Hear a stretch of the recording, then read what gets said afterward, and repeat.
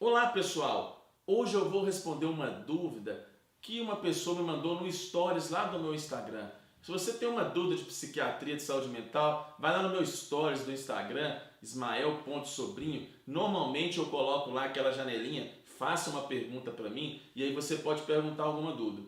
Mas vamos lá, essa dúvida foi: depressão tem cura? E é sobre isso que eu gostaria de falar com vocês hoje. Vamos lá assistir o nosso vídeo. Bem pessoal, essa dúvida eu recebi lá no meu Stories do Instagram. Toda sexta-feira, normalmente no meu Instagram, eu abro ele lá no Stories para as pessoas fazerem perguntas sobre saúde emocional e relacionamentos, etc e tal. Então se inscreva lá no meu Instagram, ismael.sobrinho. Alguém perguntou lá para mim: depressão, Ismael, tem cura? Vamos lá, nós temos dois grupos de pessoas com depressão. Há um grupo que tem depressão, que eles têm uma depressão que a gente chama de episódio depressivo. Há pessoas que têm depressão que elas têm um episódio apenas de depressão ao longo da vida. Normalmente essas depressões, elas vêm após um período de estresse ou elas vêm após um trauma, algum tipo de sobrecarga que o paciente teve em sua vida. Essas pessoas elas podem tratar com antidepressivo alguns meses ou anos e elas podem, depois de um tempo, fazer uma programação de suspender o tratamento com antidepressivo e elas não terem mais necessidade de tomar antidepressivos. Há outros quadros de depressão que eles são recorrentes, ou seja, há pessoas que têm uma tendência a ter vários episódios de depressão ao longo da vida.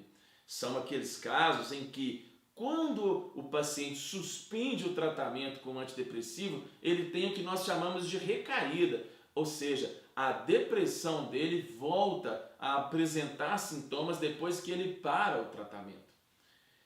De maneira bem simples, as pessoas que têm depressão mais jovens, elas têm um risco maior de terem a necessidade de tratar com antidepressivo para o resto da vida.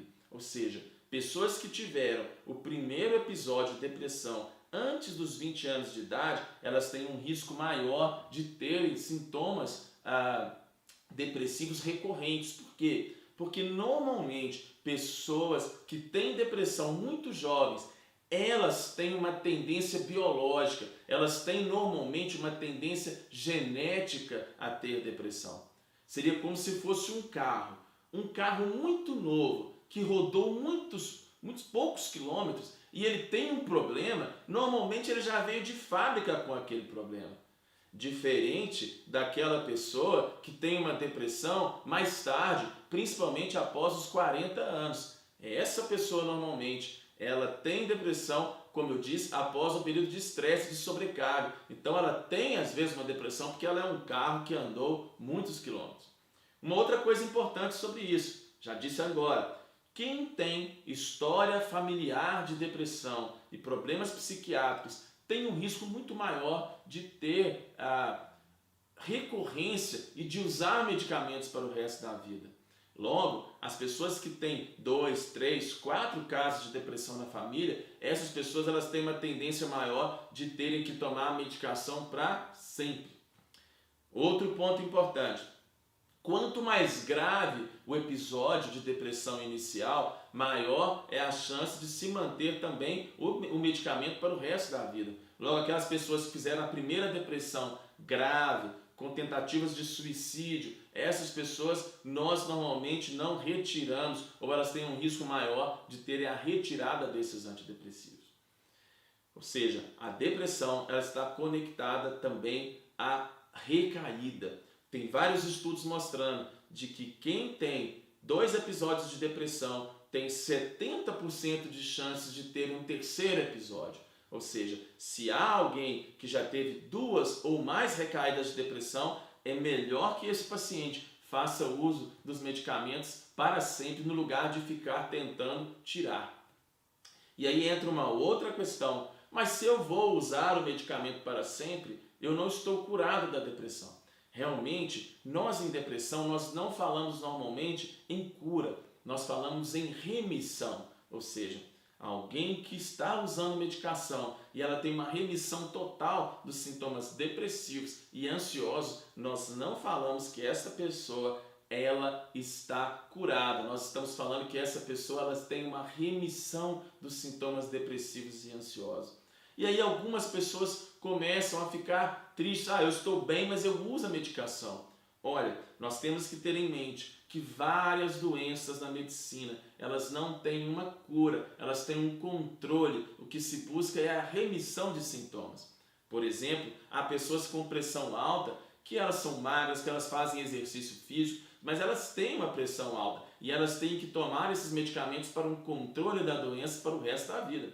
Há alguns casos de diabetes que são da mesma forma, há alguns problemas de tireoide, há alguns problemas intestinais, ou seja, em depressão nós às vezes não falamos em cura, nós falamos em remissão.